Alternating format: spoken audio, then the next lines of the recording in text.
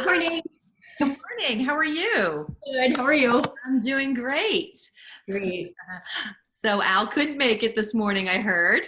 Right. He may join us a little later, but we'll see. That's Yeah. quite all right. Not a problem. He's Yeah. going to have this recording he can refer back to, and I'm going to give you guys a handout that goes along with everything. So you'll have all Good. that information. Thank you for helping us. I appreciate it. Not a problem. So now I want to make sure I get the name, the spell, the pronunciation of your dog's name. Is it Chibi? Yes, it's Chibi. I just wanted to make sure that I didn't futz it up.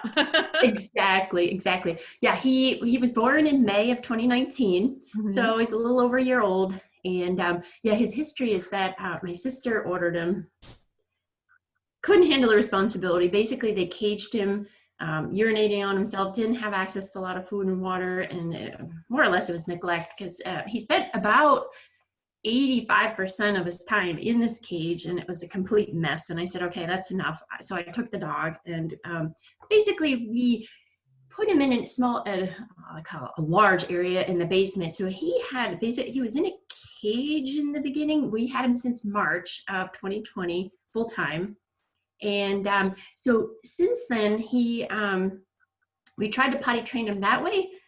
Didn't quite work. So when he's down there, of course, he barks and he wants to come up, and we can't stand the barking. So we let him up. And then we got to the point where he has full range of the house and can do, he's quieter. But he does unload a full amount of urine, and he defecates in the basement mostly. And it's not marking per se because it's the full amount, So I did have him neutered in August 2020. So I thought, well, maybe that'll help. But so far that hasn't helped.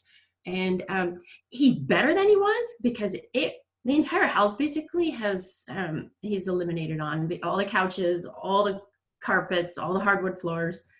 He's better, but we'll say every other day we're bringing the rug machine out. So Yeah. not perfect yet. Yeah, yeah. So before I forget, I'll definitely address the neutering first.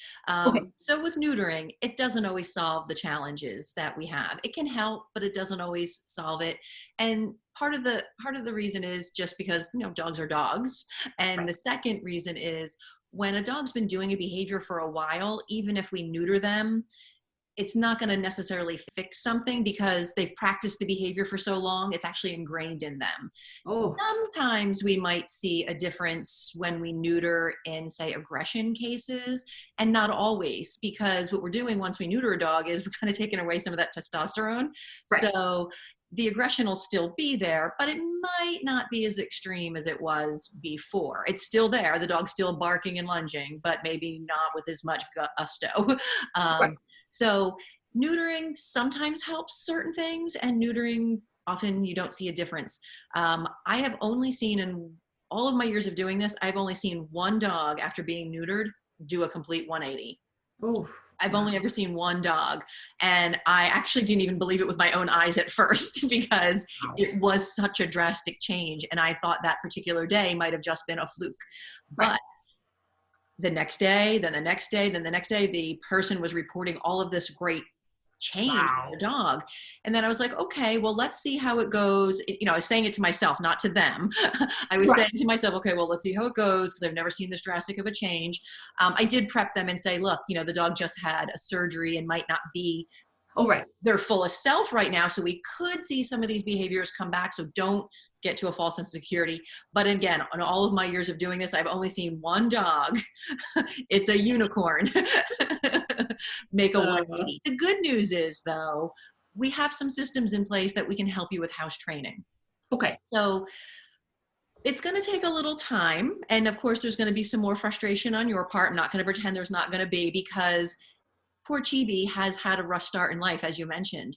Right. He only ever learned to go in the house. He only ever learned to go. He had no choice but to go where he slept and be soaked in urine and maybe covered in feces. Right. And so he didn't learn to go outside. So that's a whole new concept to him. He has no idea about pottying on grass. He only knows about pottying in a plastic bottom of a crate, or Right. maybe on a basement cement floor. He doesn't know what to do. poor Chibi didn't have the opportunity to be a dog, a puppy, and, Right. and Right. learn lots of things. So, he's learning now, but he's also had a year and a half of this behavior ingrained in him. So we're going to have to work and be patient with him and undo that. And again, we can certainly do this. Okay. So I'm going to actually share my screen so you can see some of my house training tips. And you're going to get all these as well. And of course, you'll have the recording. So let me see. We'll make sure it cooperates nicely today. Sometimes I have to do it twice. Oh, that's fine. Let's see here. All right. I could just say, in the past, I've had a golden retriever, and when he started going to the house, I'd see him, I'd run him out, and then he got to the point where he'd go to the back door, make one loud bark, and that indicated to me that he needed to go out. Well, I wish this dog would get some kind of idea like that where he can say, wow, okay, I have to go to the back and let me bark, or do some indicator that I can understand that it's time to go out. But, yeah, and that's what we're going to work towards. okay. Can you see my screen? Yes. Perfect. Yeah, I like it when it works the first time every time. So with regards to him giving us some signals, there's a possibility he might not give you any blatant signs. Bless you. He might not be a dog who runs to the door and barks. He might not be a dog that, has this really obvious sign. My dogs don't actually have very obvious signs. And the reason is they've had so many opportunities to go out as a puppy. And they're afforded so many opportunities to go out during the day. They typically don't usually have to ask to go out, because our routine is, okay, we had a different routine as a puppy because we had to get puppy out a lot. But our general routine for our dogs is we wake up in the morning. The first thing we do is we let the dogs out. Right. So they get a chance to go potty. Then they come in and they eat. And then they do dog stuff. And then depending on what we're doing, they may have another opportunity to go out, or they may not have another opportunity to go out again for a little while. So if I'm going to have to go somewhere, like pre-pandemic when I was out all the time, after my dogs ate, I knew they had to eliminate within a certain amount of time. So I made sure I got up early enough so they could eat, digest. Then when I was ready to leave, they had the opportunity to go out and empty again before I left and I was going to be gone, whether it was 2 hours or 3 hours. Then I come home and they get to go out again because now I've been gone for a while. So they have the opportunity to go out again. Then I'm home, and I might be home for a little bit. I might be home for a lengthier bit of time, but they get the opportunity to go out again before I leave again. And then I come home and they go out again. And then when I'm home, we're going to have dinner. So right before dinner, I ask if they have to go out, and I let them out and they can sniff and potty. Then they come in and they eat. And then they go out again, maybe before we kind of settle in for the evening to relax, and then again before bed. So they have so many opportunities to go out. Nobody ever has to say, oh, hey, woohoo. He does too? Yeah. He actually goes out just about that much because my husband's always outside working. So they're constantly out. And we've been home since March, both working from home. So we're here all the time. He has every opportunity to go out, and he still just goes on the floor. So you might not see a lot of great big signs from him. Now, I do know my dogs have signs. They're subtle signs. So let's say somebody has a bit of an upset tummy. I'll know that this behavior is not typical of my dog and something might be going on. So I'll say, gotta go out, because they know that word. And then if they walk towards the door, I know they gotta go out. If I say, gotta go out, and they go and they lay back down, or they look at me like, oh, then I know they don't have to go out. So there might not be these great subtle signs. Some dogs will run to the door and bark. That's great. I'm not a big lover of a barker, so I'm glad that my dogs don't do that.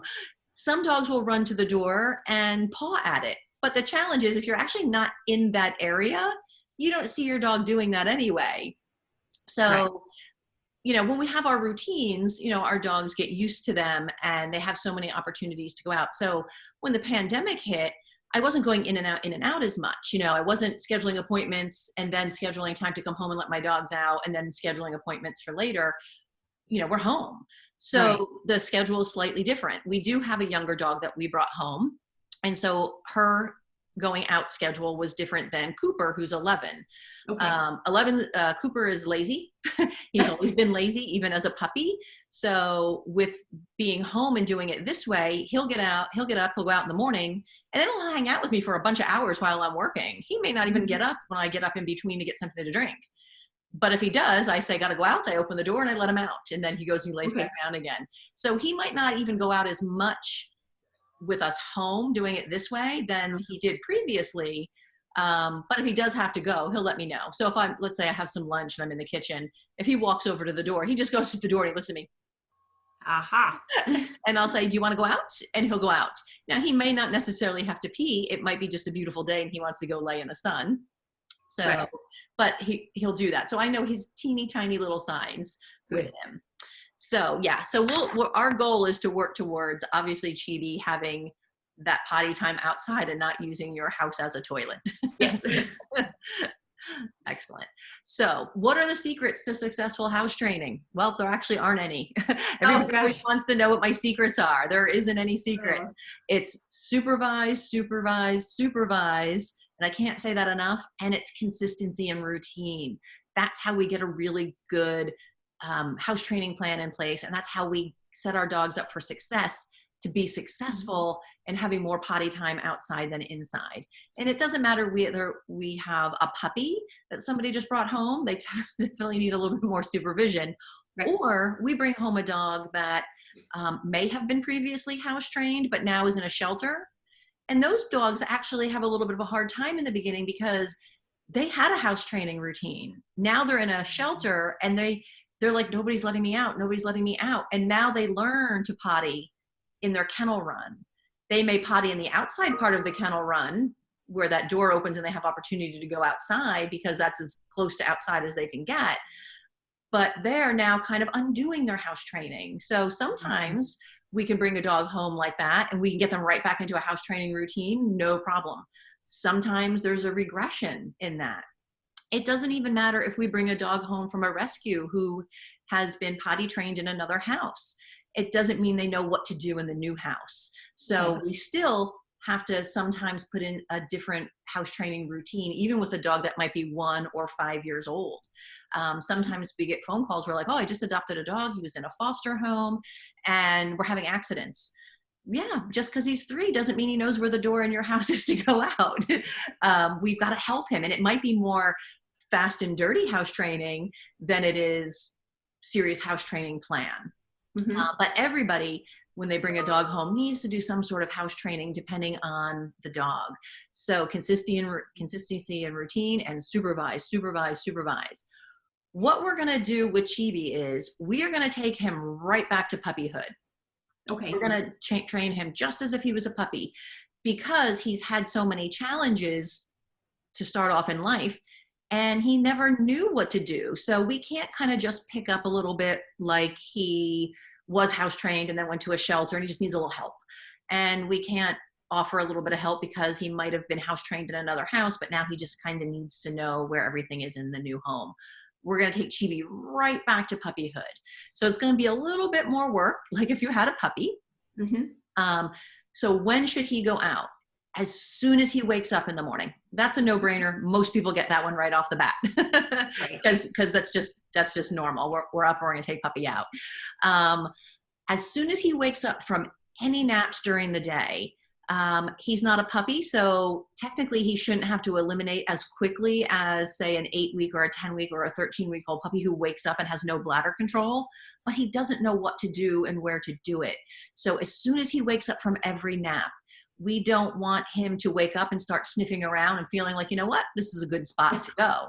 Because that's what he's used to doing when he wakes up from his time in his crate where he was confined or a space. So as soon as he wakes up from a nap, we don't want to assume because he's 1.5 years, he's got that bladder control and he can kind of mill about and be okay, because we know he can't be. And he's only 9 pounds. He's a small dog, a Pomeranian. So I think his bladder's really small. And he's only 9 pounds at 1.5 years? Yeah, well, he's probably closer to 10 now. Okay, yeah, he's a little guy. He's a little guy. He is a little guy. We have a few Pomeranian clients, and some of them are smaller, they're a bit bigger than 9 pounds, and then some of them are a little bit bigger than that. Of course, sometimes when you shave some of that fluff off, they look smaller. That's right. Yeah. One of my Pomeranian clients is he's a puppy and he's getting a little bit bigger. He's now 11 pounds. Wow. Yeah, yeah. Uh, so another time you're going to take him out, as soon as you let him out of his crate or X pen, his safe room, anywhere that he's sectioned off. So we don't want to just let him out of his space, whether it's because we just came home from the grocery store or he's had some alone time for whatever reason, where you might have needed to segment him away because you're on a call or something and you can't actively watch him.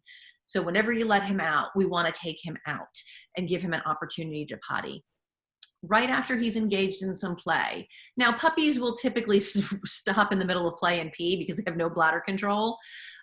He will likely, and I guess I can't say for sure that he likely won't do that. There's a chance he will. So if he's running around and he's playing and he's goofing around with you guys, take him out, because when we get our dogs going, they generally sometimes have to go. That happens a lot with puppies, but with him, again, he's not used to going outside. We want to get him out. So even if you're horsing around with him in the house for, say 15 minutes or 20 minutes because you're just goofing around with him, you might not even want to wait the whole 20 minutes. You might want to play with him for a little bit, take him out, then bring him outside, play a little bit more with him instead of testing the waters and saying, well, he's older, we can definitely horse around and then take him out when we're done after our fun games. So you can experiment with that. With him, right after he's eaten or drank some water, and this time is going to vary. Puppies usually need to go out right away. Some puppies have to go out within 5 minutes. That you put it in, it comes right out. But as they get older, they hold it more. Right. Some puppies and dogs can hold it longer. So for instance, Cooper, who's now 11, when I feed him, I know he usually has to eliminate within about 2 hours of eating. So I know if I have to leave somewhere, at 6 in the morning, I need to make sure, if my husband's also not going to be home, that we've gotten up and we've had the opportunity to feed him so he's got enough time to go potty. And it's usually sometime within 2 hours. Okay. So we want to make sure that we also know when Chibi has to go after he eats. We want to make sure that we keep a log of when he goes to the bathroom and when he eats. That's going to help you. Okay. If you see him sniffing around, you're going to want to scoop him right outside and get him out. This is a little bit easier with older dogs versus puppies, because puppies like to explore and they do a ton of sniffing. And so you're just following around going, do you have to go? Do you have to go? Do you have to go? Whereas with an older dog, it might not be as much sniffing because they're just not that investigative anymore. But keep an eye on him. He may do a little bit more sniffing because he has eliminated in the house, and you're going to want to watch where he's sniffing. It sounds like he's gone in a lot of spots, but you might be able to identify some of his favorite spots.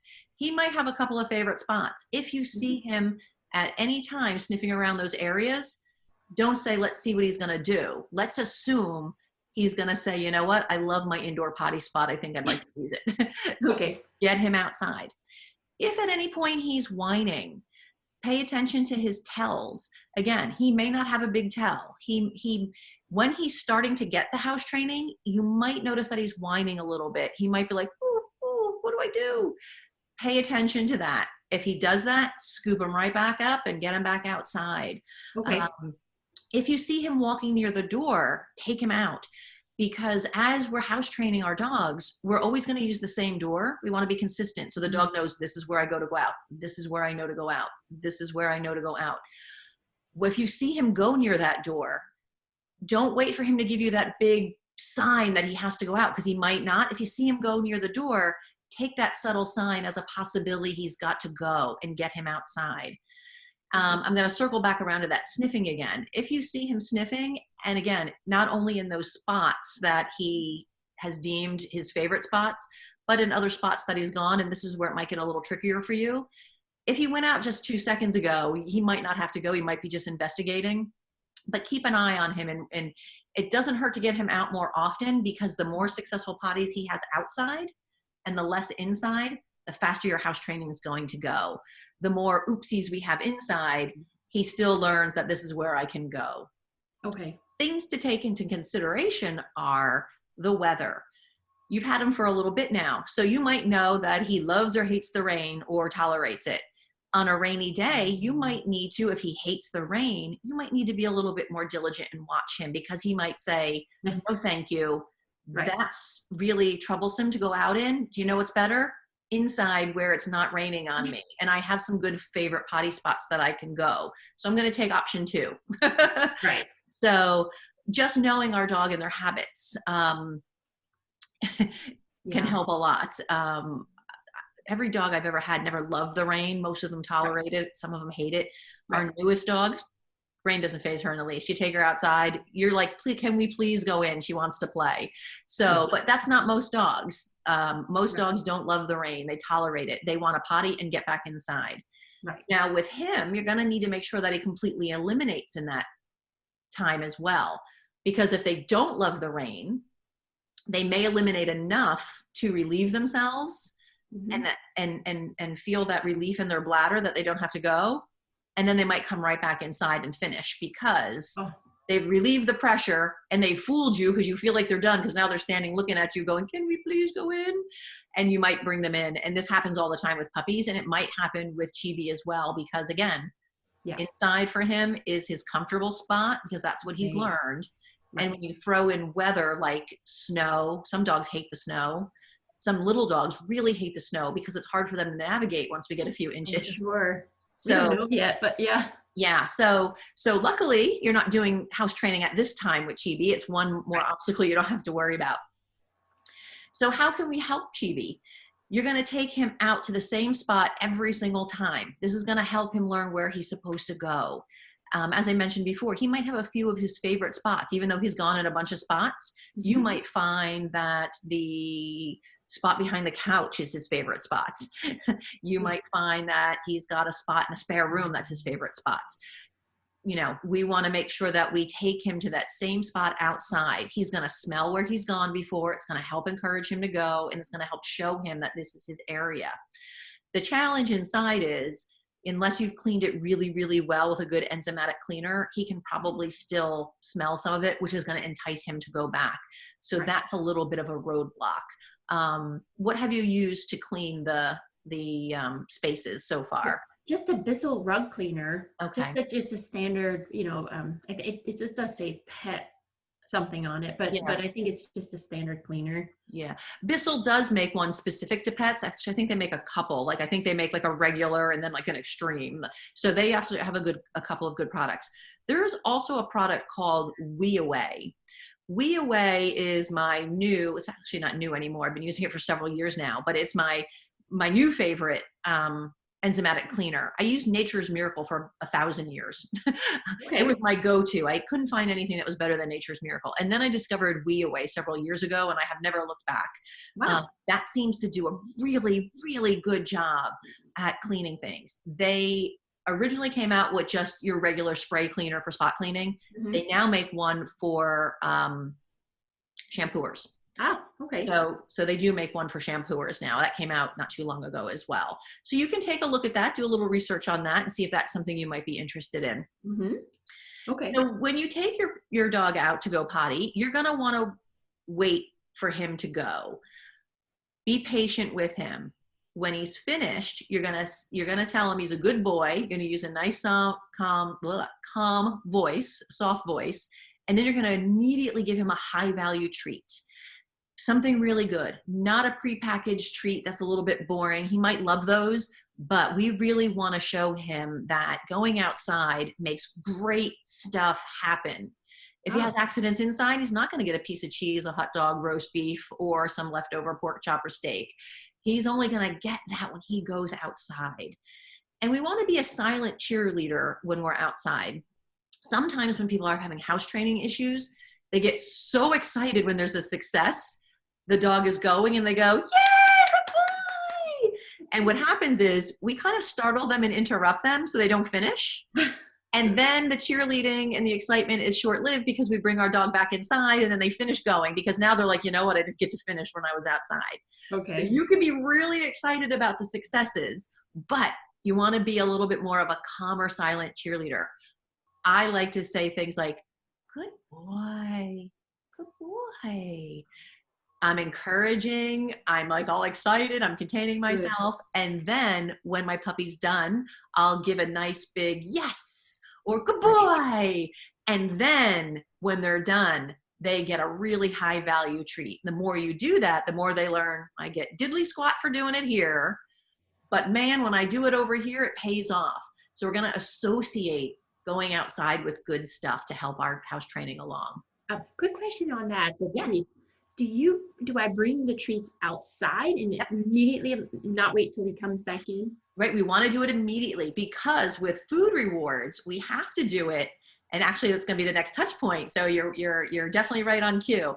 We want to do it right after he goes Okay. to the bathroom. That's how we make the association that he did the right thing. Anytime we're rewarding our dog, the reward has to come right after the thing that we're showing them. Otherwise, there's no association. Okay. Dogs learn by association. So a lot of my pet parents, what they do is, and you know, it seems like it makes sense. Their dog goes potty outside. They're all excited. They come in. They give their dog something out of the refrigerator. But what we're teaching the dog is coming inside makes good stuff happen because Oh. that's where the reward's coming. Now, there's nothing wrong with that if we're teaching our dog to come when called and come in. We teach our dog to come. The dog comes. We're like, yay! Thank you for coming in and not making me chase you in the yard.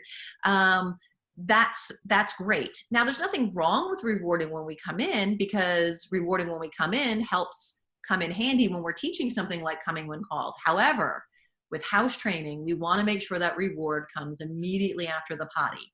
Okay. Anything we teach our dogs, the reward must come exactly after we do it. So if I'm teaching sit, then the reward must come within a second of that dog sitting, not Okay. after the dog sits and then I go find my treat because then the dog stood up. So I'm rewarding the standing. Okay. Or if I'm too slow, my dog's still in a sit, but now my dog scratches his ear and lays down, I'm now giving the treat and I'm rewarding the scratching of the ear and laying down. Or I'm rewarding the barking because I asked my dog to sit and I'm fiddling around trying to get my reward out and the UPS guy rings my doorbell. Now the dog barks. And so now I've rewarded the barking. So anytime you're rewarding your dog for the thing they just did. So timing is really, really important. That's how they make the association. Actually, on that topic, the association also, when I see the puddle in the house and I'm like, bad dog, but I didn't see it happen. It could have happened 5 hours ago. So that's also probably, they don't make the connection, I suppose. Right. And the same goes for punishment-based training.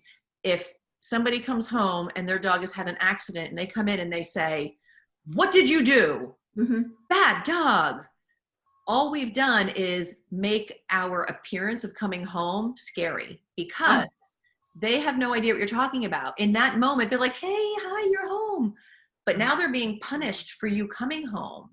This is exactly where that myth comes in, where people say, my dog knew they did wrong because they looked guilty when I got home. That has nothing to do with guilt. Dogs don't know guilt.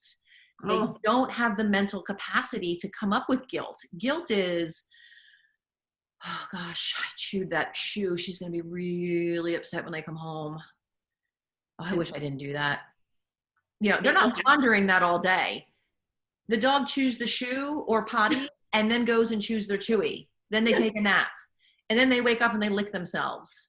And then they go find another chewy. They forgot they chewed that shoe, whether it was 5 minutes ago or 5 hours ago. And when you come home and you yell at them, they now have associated you coming home very differently than the most of the time that you come home. Because when we come home, we typically greet our dogs, hi, did you lick me today?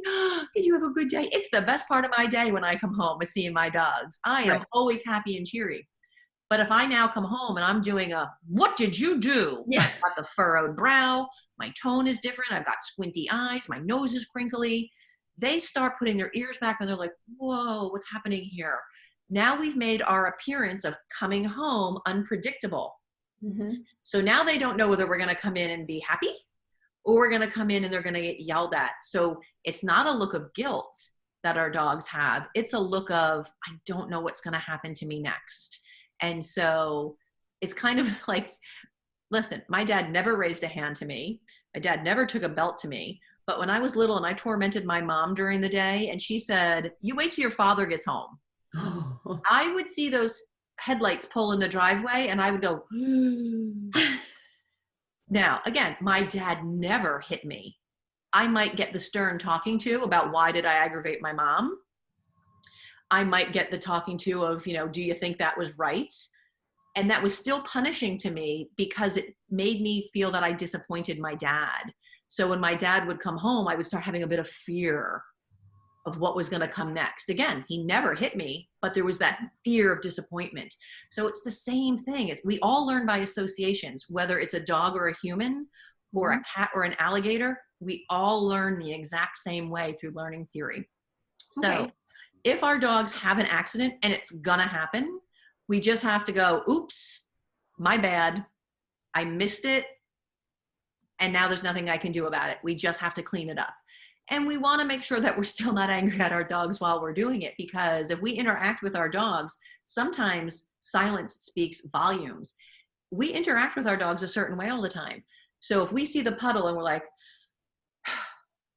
and we kind of stomp over and get the stuff out from under the sink, and we begrudgingly pull the paper towels because we've had a long day and we're busy and we just don't have time to clean once again, our dogs are seeing that and they know that that's not how we usually are. They're still associating us with being a little bit scary. So we want to make sure that even though we're not yelling at our dog or hitting our dog, that we're not showing them that we're really angry with them. They just don't have the thought process that we have to say, well, she didn't mean what she said. Yeah. And Okay. even a human, when somebody says something to us, even though we don't mean it, sometimes those words hurt and they stick with us. So even if they could understand it, it doesn't mean they would always understand. Okay. When rewarding, don't be stingy. I can't emphasize this enough. Make it a really tasty, high valued reward. We don't want to just reward with a regular dry milk bone. That's good, but not fantastic. I love having little pieces of treats cut up and in those snack size baggies ready to go in the fridge or in a little mini Tupperware or Rubbermaid container. Nobody can ever say, well, I didn't have anything to reward with.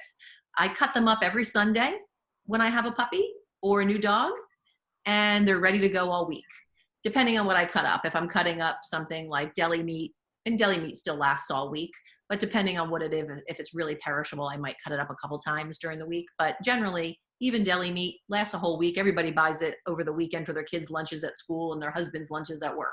So you can cut it up, have it in the refrigerator, have little baggies, little containers, and you just grab and go out the door. So it's always ready to go. Okay. Sorry about that. Goodness. As your puppy is making progress, you can certainly fade out those food rewards. So Cooper's 11. He doesn't get a treat every time he goes potty now. We're well past that. Got a little bit of a tickle. Excuse me. Oh, yeah. We're well past that. So once he was reliably going outside, we started fading them out. And we didn't have to do it. So you're not going to do it forever in a day. In the beginning, you're going to take your dog out every hour. It might be even more for Chibi in the beginning. I always tell all my pet parents, whether it's a puppy or a newly adopted dog, the more susceptible they are to going to the bathroom inside. So for instance, the puppy is going to go very often because they have no bladder control. We might have to take them out every hour. We might have to take them out every 45 minutes. We might have to take them out every 30 minutes in the beginning. I had a puppy years ago. We were going out every 20 to 30 minutes. I didn't think I was going to survive puppyhood. Wow. It was rough. I was exhausted. I said having a colicky infant was easier when I had my daughter than that puppy. She was a fabulous puppy. But what happens at night though? So you're going more than 20 minutes, you're going 8 hours, say. yeah, so now at nighttime is different. That's where a lot of people get frustrated with their dogs or their puppies. They say, but my dog can hold it all night. How come they can't hold it during the day for an hour? Because nighttime is very different. Nighttime, the house is quiet and dark. Everybody is sleeping. Our dogs are not up running and playing, eating and drinking. So they can make it longer. During the day, they're alert, they're awake, they're eating, they're drinking, there's action. So they do have to go more during the day. Some puppies can make it all night. Some puppy owners get up once a night or twice a night because their puppies get up and they're whining and they've got to go out and potty. So he might be able to make it all night, and that's good. He doesn't always. He'll go, he doesn't whine or cry or indicate anything to us. So just kind of walk off, go to the bathroom, and go back to sleep. Yeah. So, And poor Chibi is probably doing that because once upon a time, all the whining in the world didn't get him right, outside. So right. he learned that that doesn't work. So if I got to go, I just got to take it upon myself and do my own business. Um, and it's funny because whenever we have a puppy, I'm a light sleeper to begin with, but when we have a puppy, I'm like in ninja mode. That puppy can move around and just be getting comfy, and I'm like, I am up. Like, are they just getting comfy, or is that puppy getting up and going to squat and pee? So if you hear him getting up, see what he's doing.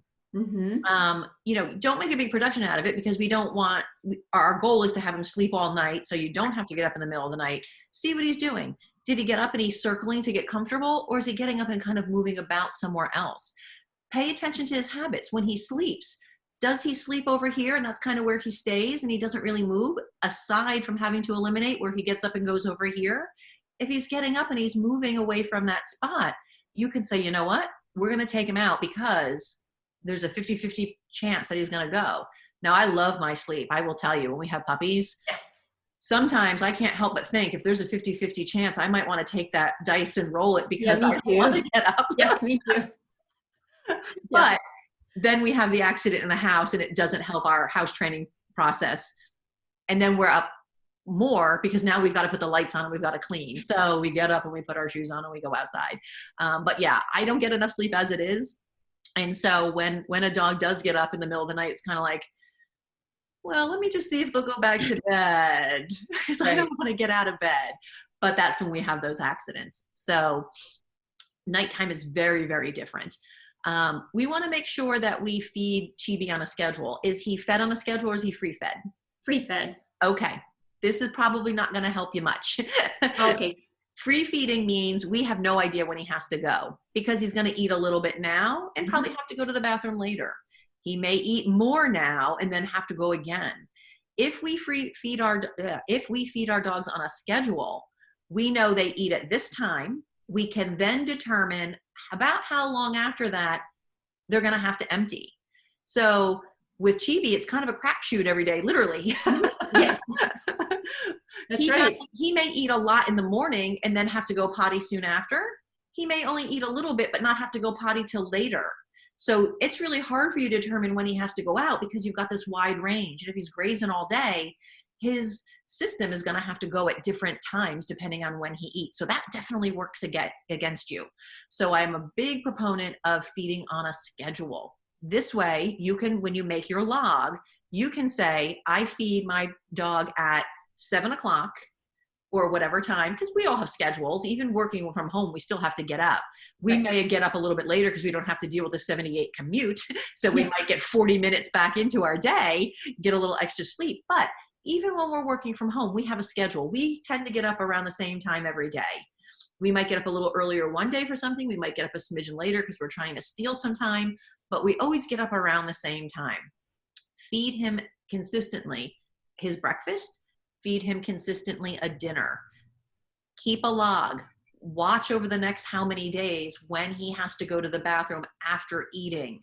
That's going to really help you know that he's got to go. Like I said, with Cooper, when he eats, I know within about 2 hours, he always has to poop. So if we're leaving the house at 8 o'clock, I need to make sure I get him up and fed at 6, because if that's a day where it takes him 2 hours, I want to afford him the 2 hours. He typically goes in about an hour and a half afterwards, but I'd like to give him some leeway just in case, because our dogs don't potty on our schedule. So we can't say, gotta go now, or too late. Right. So again, getting back to that log, make sure you keep a log and watch when he eats and drinks. He may not drink a lot. He may drink a little here, or he might drink a little there, but it's really noteworthy if he is running around and playing and he's drinking more than just a few little laps here and there. If he's drinking more, he's going to have to pee faster. So if he just takes a few licks of water here and there, you're still going to want to make sure you watch him for all those signals to get him out. But if he drinks more water for whatever reason, he's going to have to go potty faster than he did. So on days that it's hotter, boy, did we have a hot summer.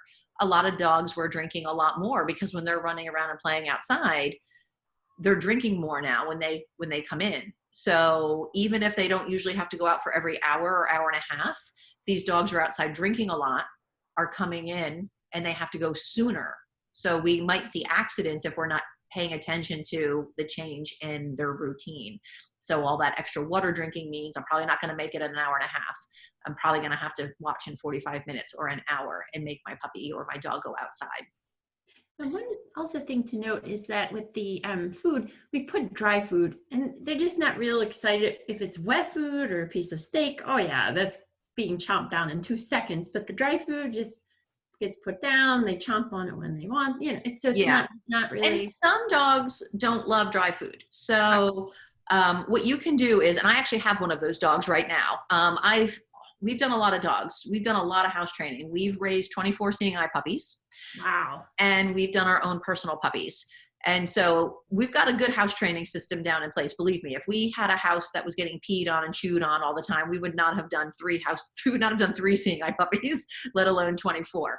So, and all the puppies we've ever had for seeing eye and our own personal puppies or our own dogs that we've adopted at whatever age, we now have one dog in our house that used to eat kibble and really didn't love it. And as time went on, let us know they don't like it. So what we do with her is, so you could try two things.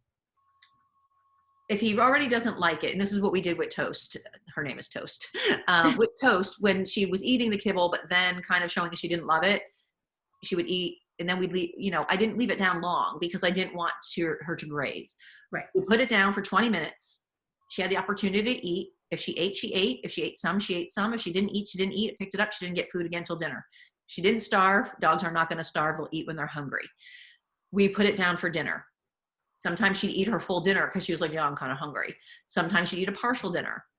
So as time went on with her, she really didn't love the kibble. It was obvious she didn't like it. It wasn't just teaching her that this is dinner time and lunch time and breakfast time.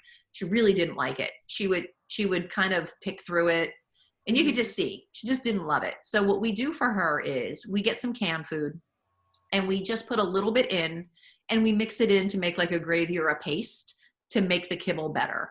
And that's how she eats. And that's fine to do. There's nothing wrong with that. It's not spoiling our dog. It's not catering to our dog. She hates the kibble. She doesn't like it. I even tried to switch it up thinking she just didn't like, because she ate her puppy food fine. But I did notice at one point with her puppy food, she came to us on one puppy food and then we switched her. I did notice she'd pick some pieces out. And so I thought, maybe she just didn't like that particular brand. So we did try a couple of different brands because I do know dogs who will eat dry food if you find the right one. Mm-hmm. Okay. And then they've never looked back. However, we tried, she was on her puppy food. We switched her puppy food. And then we tried, when we took her off puppy food, 3 different brands. She thought they were great in the beginning. And then after like 4 days, didn't want them. Oh.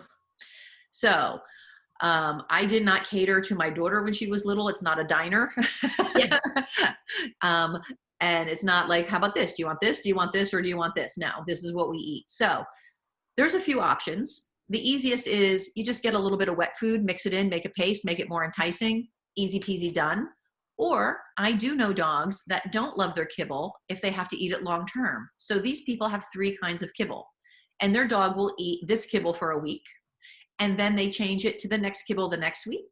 And then they change it to the other kibble the following week. And then on week 4, they go back to bag 1 again. That's fantastic if you want to do that. I don't feel like having 3 food lockers with 3 bags of food contained in them. So we don't do that. Okay. And there's nothing wrong with that. I just don't feel like doing that. And she showed me after 4 days, she didn't love it. So I didn't want to rotate food every 4 days. If she ate that food for at least a week, I would say, you know what? I can rotate between 2 foods if that makes her happy, not a big deal. But when I watched her and determined that she really didn't care for it, I just get some canned food and I mix it in. So she only gets a little bit. A canned food lasts me, and again, she's a bigger dog. She's 46 pounds. A can of food lasts me like 2.5, 3 days, depending on how generous of a scoop we put in. We just mix it in with her food. Okay. Now you just want to make sure you're not overfeeding him. So with Toast, she was getting a certain amount of food, but when we were adding the wet in, we reduced the amount of kibble to make up for the wet that was going to go in. So we don't have fat, chunky dogs. Right. Right. With Chibi, you'll have to determine what's an appropriate amount for him to have for breakfast and for dinner. Because when we free feed, we tend to just throw a whole bunch in a bowl. And then if they graze, they graze, and it's not a big deal. Right. So we want to make sure he's got an appropriate amount for his meal at breakfast and an appropriate amount for his meal at dinner time. You can look at the bag recommendations. I tend to think personally, that's my opinion, is that those feeding guidelines tend to sometimes be, depending on the bag of food, way high. I saw a bag of food one day. I'm like, if I fed that to my dog would be a big old porker. And you have to take into consideration the dog and their metabolism. So a great example of that is when we had a younger, years ago, we had another dog. She was 40 pounds, a very energetic German short-haired pointer mix. We have Cooper, who is an 80-pound pit bull. My 40-pound German Shepherd, German short-haired pointer dog at 40 pounds was eating more than my 80-pound pit bull because he's lazy and she was a very energetic dog who was up and running and playing all day. She burned off those calories. He's a couch potato. That's just how he's always been. So she was eating more. So I couldn't feed by bag guidelines because one, I was going to have Chunky Monkey on the couch, and then I would have had Skeleton over here running around and playing because it wouldn't have been enough for her. So you sometimes have to try it out, see how it goes. If your dog's gaining too much weight, you know you have to slim it back. If you look like your dog is losing some weight, then obviously we're not feeding enough. The general rule of thumb is, and it's a little bit harder on the fluffy dogs, you're supposed to be able to feel their ribs, but not see them. If we can see our dog's ribs, they're too skinny, but you can feel them. And when you feel them, you don't want it to be a skeleton. You want to have to be like, yep, okay, I can feel them. You don't want it to be so obvious. So even with the fluffy dogs, when you get in there, if it feels really ribby, too skinny, again, you want to feel them, but it doesn't want to be so obvious. Like you can feel and you can go, yep. Yeah, I can feel them. You want to have to kind of look for them and not be like, oh yeah, I can feel it. It's good. No. So definitely start off that way and see how that goes. And he'll probably love the canned food mixed in. We buy, and you can buy whatever you want. I try to find the stuff that is not so much, like a big chunk of food in the can. I try to find the stuff that's a little bit more gravy-like and chunky pieces that I can mush up. So, but you can use whatever you like. I like to be able to mush it up to make it more like a paste or a gravy. If you don't even feel like doing that, you can see if he likes broth. It might be just as simple as a can of broth where you put some broth over it and mix it in. If he hates the crunchy kibble, that might not be good enough because it's just a little bit jazzed up, but it might be good enough for him. Even though the kibble is going to be crunchy with the wet food mixed in, if you mix that wet food in and it's more pasty, sometimes they're more apt to eat it because it's all really coated with the with the good wet food. I think he tends to like the food. He eats it, but just not. He just whenever he feels like, because we just leave it down. He just when he's hungry goes eats, and he's just kind of more casual about it. But yeah. So you could try it first and say, maybe it's not so much that he doesn't like the dry food. It's just that he's used to free feeding. So you could try over the course of the next week, giving him breakfast, putting it down for 20 minutes. It's going to be a little bit challenging because he's used to free feeding. Yeah. So he'll be like, where's my food? Yeah. And then you pick it up and then you give him food at dinner time. And then he has the opportunity to eat and then rinse and repeat the next how many days. And you'll see for dogs who do like their kibble, they'll be like, oops, it's not, a free range for me anymore. I better eat because I'm not going to have anything till dinner time again. But again, with Toast, she just hated it. It was obvious she hated it. We used to laugh. Like the one day she put some food in her mouth and then she just spit it out. Yeah. We were like, okay, we get it. we get it. And she was never free fed. And so we knew she just didn't love the kibble. But yeah, when she would take some pieces and then she'd like, I'm like, all right, we got you loud and clear. You hate the food. Right. Exactly. So any questions on anything that we went over? I'm going to send you all of this information. I'm also going to send you a house training log. Okay. You can use the one I send you. You can make your own. Some people don't feel like printing out the logs every week to use them. So they just take a scrap piece of paper from the printer that they accidentally printed on and use the back and write down, and that's fine. I have clients who put together fancy spreadsheets in Excel with color coding, and it gets all my geekiness going when I see that. But it can be as simple as just a piece of note. It could be a notebook that you have that's dedicated, that you just draw lines down and you do it yourself and you flip through each page of that notebook, or you can just grab scrap pieces of paper and do it. So it whatever works for you, because if I tell you you must use this sheet and you say, oh, I don't feel like printing it out, and you're not going to use it, it's not going to help you any. So you can do whatever you want that helps you, but make sure you keep track of when he eats, when he eliminates after he eats, if he's drinking a lot. In the beginning, you may want to note almost every time you notice him drinking, so you can see, because once you can develop and see a habit that he has, it's going to help you say, you know what, I really do need to get him out every 40 minutes in order to be successful. In the beginning, though, while you're working this out, you're going to take him out, I would suggest, every hour. If that doesn't seem like enough, then you're going to want to take him out sooner. Remember, I had that dog that we had to go out every 20 to 30 minutes. I was getting nothing done in the course of a day while we sorted that out. So I usually recommend my people start with an hour. Okay. And then take it from there. Some people say, you know what? We breeze through that hour. I'm like, great. Let's not get greedy and go 2 hours. There's 60 minutes in between there. Don't push it. Do an hour and 15 minutes and see how that goes. Because again, the point is we want to get him out so he has more potty time outside than inside, so he learns faster. Sometimes we have to set a timer. I've been telling a lot of people to set a timer now than in the past. We used to have people who would work from home sometimes. And when you work from home, it's hard to get lost. You're like, I'm just going to do this and then I'll take my dog out. But then you get another email and you say, let me answer that real quick. And then you're like, oh, let me shoot this email off while I'm thinking about it. Pretty soon 40 minutes has gone by. And now your dog's eliminated in the house and you didn't even realize it.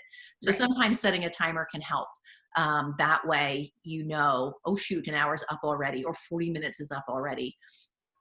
And whatnot. So, So any questions on anything? I guess one thing to notice that, I don't know if we mentioned, but we actually have another dog that we've had, for 4 years now. Okay. And so I guess the dynamics, I guess it's all the same, right? So it's like, but the food might be a little tricky because we feed them at the same time. The other dog's he's fine, goes out, potty outside, and we're good. But we may have to section off Chibi just for eating purposes, because I think the other dog is just grazes all day whenever he feels like it, and he has no issues. So it's almost like, do we keep them separate, or do we just feed them both on a schedule? Yeah. So with multiple dogs, I suggest everybody on a schedule, just because we don't want Chibi eating any of that free-ranged food. And it's not going to hurt your other dog to be on a schedule either. And I love a schedule not only for house training, but I really love a schedule because people who have their dogs on feeding schedules tend to notice faster if their dog's not feeling well. Because we don't notice if our dog, if we're free feeding, we don't notice if our dog's not eating as much today because, well, we don't always see them eat anyway. With dogs who are on a schedule, and this is exactly how we caught an early diagnosis for one of our dogs who's since passed, but I knew the second something was wrong with her because I fed her and I knew her eating habits. And when I fed her one day, she didn't eat quite right. And so my first instinct was, well, maybe she got a little bit of an upset tummy. It happens. I watched her all day. She acted normal. She played, she ran. I fed her dinner, and it was, of course, a weekend because, dogs never get sick during the week when you can go to a regular vet. So I fed her dinner, and she did the same thing. She ate a little bit, but didn't eat quite like she normally did. I watched her stool. It was fine. I said, okay. Again, I went with the must just have an upset tummy today, but she seems okay otherwise. On Sunday, I fed her breakfast. She put some food in her mouth. She spit it out. She put some food in her mouth and she spit it out. So I said, okay, this is definitely not what she normally does. And I looked in her mouth because I thought maybe she had a broken tooth, an abscess, something was bothering her that would explain the putting food in and spitting out. And she was acting fine again, playing, no issues. So we took her to the vet Monday morning, and she unfortunately had leukemia in her spleen, lymphoma in her spleen. And I wouldn't have noticed that right away had I free fed because I wouldn't have known. And so a lot Right. of dogs who end up not feeling well start having some tummy issues, even if it's just a little bit of not feeling well or Mhm. some bigger issues. Sometimes we don't notice them right away because when we free feed, we don't see those signs. But as soon as I put food down, I know my dog's eating habits. If something's not right, I know I start keeping an eye on them. And it could be just as simple as diarrhea. I want to know if my dog's got an upset tummy. Do I need to get my dog out more during the day because we've got some digestive issues and I really can't take the risk of, going and running all of these errands because I could come home and I don't want to clean poo. Right. Right. So I do love feeding on a schedule. It also helps my dogs not get fat because I see a lot of chunky dogs who Yeah. are a bit overweight because they do free feed. Some dogs will self-regulate, but some dogs don't. And so their weight goes up and down. They might be a little chunkier this time of the year, and this time of the year they're not. So I do like feeding at meal times because it also means that I can adjust my dog's food if necessary. So if my dogs are, and I've had to adjust dogs' food in the past, depending on their activity level. I've had dogs, Cooper, who's lazy, his food kind of stays the same, but I've had very energetic dogs. And depending on the time of the year, they may be even more energetic. So their food intake may go up or down depending on the Mhm. season. Okay. When I was doing agility with one of my dogs, um, she was getting more food than usual because we were doing agility. And then in the winter, even though she was active, she was less active in the winter than the rest of the seasons. So in the winter, I would lower her food a little bit. So my dogs have never been even slightly obese because I've always watched their food intake and I was able to adjust when necessary. Oh, good. Yeah. Okay. So, Good yeah. advice. And if you're in a multi-dog household, sometimes you do have to feed separate because you sometimes have one dog who's a little slower eating, and then you have the one Mhm. who's like, "Oh, you're not going to finish that? Here, let me help you." So That's true. sometimes you have to feed separate. Um, sometimes it's just as simple as feeding in different rooms. Sometimes it's just putting up a gate until they're done eating and then we pick up their bowls. You can train your dogs not to touch each other's food. That's what I've done in the past. That takes a little bit Huh? more work and not everybody wants to do that because we have lives to do and they're not as geeky as me. Um, but you could teach your dogs not to touch each other's food as well. When we had 3 dogs, I could feed all the dogs. I could go upstairs and brush my teeth and no one would touch each other's food. Um, and I knew like clockwork, Cooper was always going to finish last because he was a slowpoke and was never worried about anything. He could drop food out of his bowl and he didn't even pick it up. He was like, yeah, it's too much effort. Um, and then the girls were pigs. I always knew that Bryn would finish first, and when she was done, she'd come running upstairs. And then I knew Indy would finish second because she was a close second. She was also a pig, and then she would come upstairs. And they would leave Cooper alone. And if they didn't, poor Cooper would never get to eat because they would just demolish his food. When he was done eating, he would saunter upstairs and he'd come and he'd lay The down. rest. And then the girls were like, oh, good, he's done. Let's go see if he left any morsels because he always left morsels. If something fell out of his bowl, it was too much for him to pick up and he doesn't worry about it. He didn't care. The girls would go clean up anything he slopped. So, so That's great. yeah. So, but if you have any questions on anything as you're doing this, like I told Al, we could set up another session if you have challenges. I give everybody everything that they need to get started. If you have any questions, you can of course ask me. But if it's a big challenge and you're having a lot of trouble, then we can set up another session. So I'm happy to help troubleshoot as you go. You can give Right. me a call. You can send me an email message with what's going on, and we can certainly work that out. One thing we did not get to cover is we did talk about supervise and actively watching. If you can't watch Chibi and he likes to sneak off while you're doing something in potty, That's what he does. you want to make sure that he's contained. So whether that's he's in the room with you and you know that he can't get out, because you could be working diligently doing your work today and then he sneaks off while you're typing in an email. So if he's in the room with you and he can't get out, you can see if he's sniffing around. You can see if he's starting to display some of those behaviors. So if you can't actively watch him, we want to make sure that he's in his pen or confinement area. The challenge with Chibi is he's used to going where he lives, so that's going to be a little harder. A lot of dogs don't soil where they sleep, So that works pretty easy for somebody like a puppy or a dog who's got decent house training skills that we're trying to hone. It might not help him because he's used to peeing and pooping in the crate. Right. So that's going to be a little harder. So with him, what you might need to do is, if you can't put him in a special space and trust him, Hmm. you might have to be a little bit more diligent and make sure he's with you at all times, meaning that if you're in your office working, the door's closed so he can't sneak out in the hallway or upstairs. It might mean that you tether him to you. And if you're working, it might mean you tether him to your desk. So that way you can't see if you can't see what he's doing on the other side of the desk, Yeah. if he's tethered and he can't go too far, he can only go here. He's less likely to have an accident because you're going to see what's going on. You'll see if he's starting to hunch over, if he's starting to squat, or however he pees.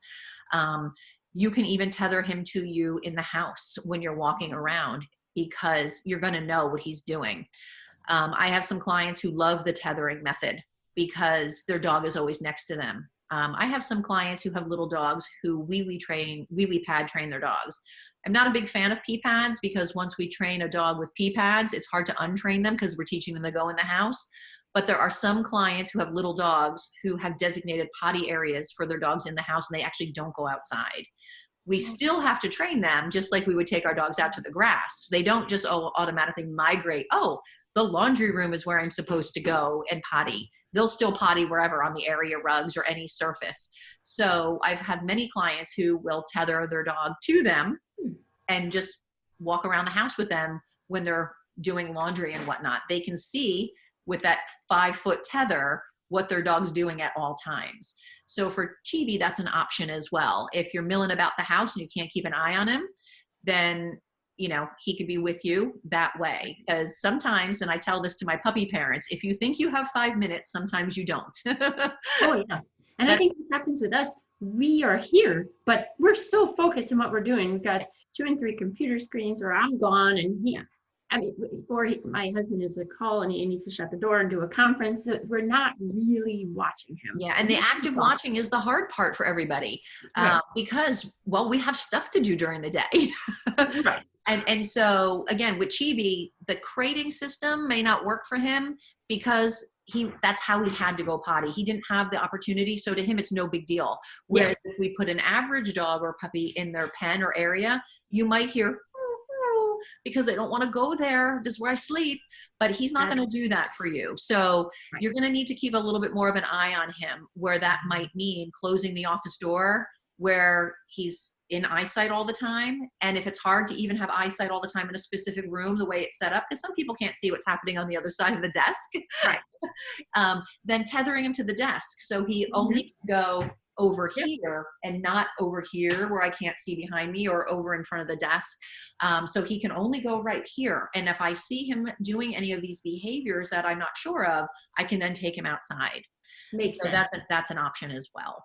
That's great. The crating and confinement system, not going to be ideal for him, because he's going to go, oh, great, here's my potty space. Yeah, I was going to ask you, I'm like, should we go back to crate training? But no, that answered that question. Yeah, so crate training is great. And, he probably will be able to go back into a crate space when you need it for whatever reason in the future, after he gets his house training. And there's nothing wrong with trying the crate with him to see how it works. I just don't think it's going to work that great for him given his history. I think the extra diligent supervision and keeping him either tethered to the furniture in the room you're in, and it's super easy. All you have to do is take your leash, and he's a little dog, so you're a win. He's not a 40 or 60 or an 80-pound dog that's going to pull the chair away with the tether. You can tether him to the leg of a couch. All you have to do is put the leash around it, loop it through the handle, and then attach it to him. Now he's got about 5 feet of space that he can go, and that's it. If these are dogs that you allow on the furniture, you can make your own tether so they can get up and lay by you. Okay.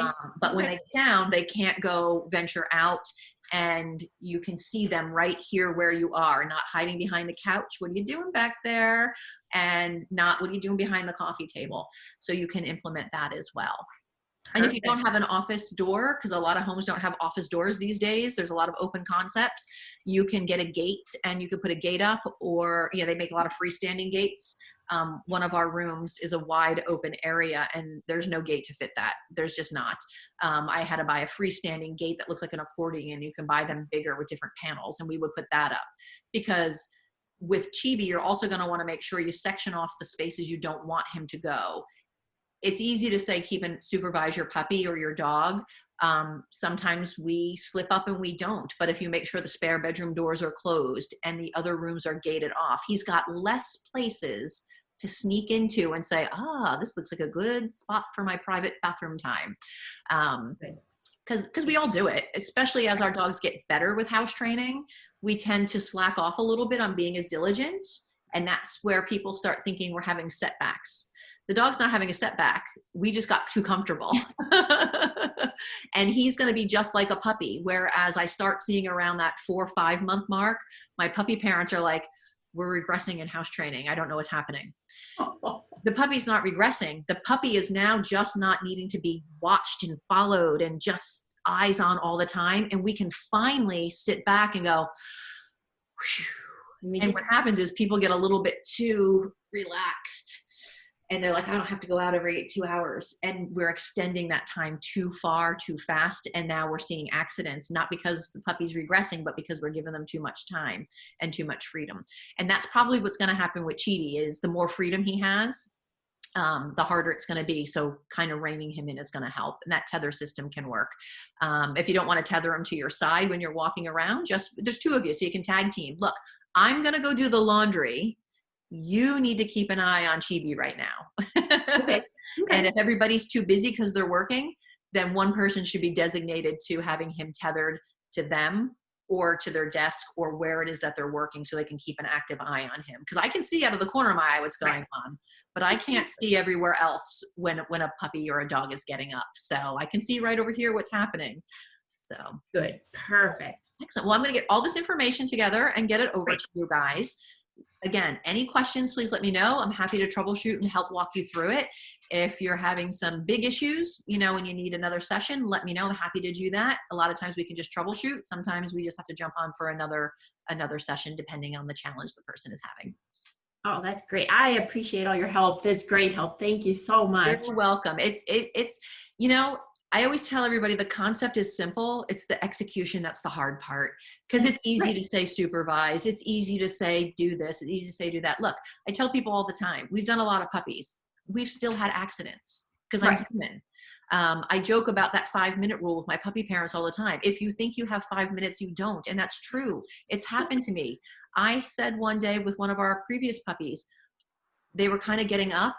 Like, and what did I tell you the rule is? When your puppy gets up or your dog gets up, take them right out. Right out. I see my puppies getting up and I'm like, I can get the wash from the washer to the dryer. It's not going to take me more than 5 minutes. I mean, honestly, it's taking it from one hole and putting it in the other. It's not that hard. What is it? 1 or 2 armfuls, depending on how much you can grab. I did that. I turned around and I had an accident. Whose fault was that? Not my puppy's. It was mine. I need to yell at myself or roll up the newspaper and hit myself in the head. It's not my fault. It's not my puppy's fault. Right. I pushed it too far. So yeah, it doesn't matter. Like I said, the plan is easy. Sometimes the execution is a little tricky. It's happened to me. We've had accidents with every single puppy because sometimes you assume the other person is watching and both of you are only half watching. Oh, definitely. So sometimes it's happened. It's happened to all of us. The big conversation in our house is every time we have a puppy is, we just went through this with Toast. Before the pandemic, I'd come in, now she's up. When was the last time she was out? Because was she just out or was she out 20 minutes ago? And even though she was out 20 minutes ago and can usually make it an hour, she was just napping, but now I got home and I disturbed her. So it's a constant. When was the last time was she out? Did you have her out last? When did you have her out? It's like a constant thing. And even then we sometimes had mistakes because, well, we get busy and we get distracted. Exactly. So don't beat yourself up over that because it's going to happen. Yes. Just be patient and just take him back to puppyhood, because basically he's kind of learning all over again because he's not even learning all over again. He didn't get to learn. He's now learning now what he should have learned back then. Right. You Oh, guys got this. I know it. yes, thank you very much. And I actually may have your may ask your help also. We have the other dog, but he's a barker Uh-huh. and barks at everything going by, a noise, anything all day long. Rah, rah, rah, rah, rah, in Right. the window, trying to chomp through the window. When we walk, he's lunging at cars, lunging at people, barking at people. So we may ask your services for another Not a dog problem. also. We can certainly help with that as well. Not a problem. So when you get yourself situated and you get around Chibi and you're ready to work on another project, definitely let me know. Get yourself settled with this. We're here for you for whatever you need. Awesome. Thank you again. I You're appreciate welcome. it. It was so great meeting you. You too. Have a great day. You too. Bye-bye. Okay, bye.